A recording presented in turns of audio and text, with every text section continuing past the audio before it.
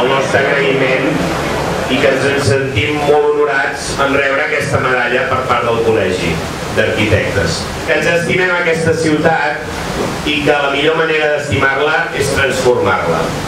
En aquest sentit, entenc que la ciutat de Barcelona ha estat històricament important també pel seu patrimoni arquitectònic, urbanístic, i vull veure en aquesta medalla el reconeixement a un camí que vam començar ja fa molts anys, quan jo devia anar amb calça curta encara, i que és un camí apassionant i que és un camí que ha estat molt fructífer per la ciutat de Barcelona.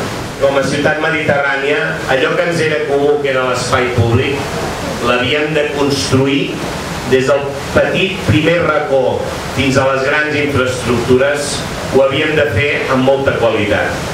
Mireu, en els nous temps nosaltres intentarem i voldrem construir espais de cohesió social, que ja no és només la transformació física, sinó que és allò que sobretot s'esdevé sobre aquest espai. I també és veritat que volem seguir vinculats a les tendències que hi ha en el món, i també és veritat que volem anar transformant la nostra estructura econòmica.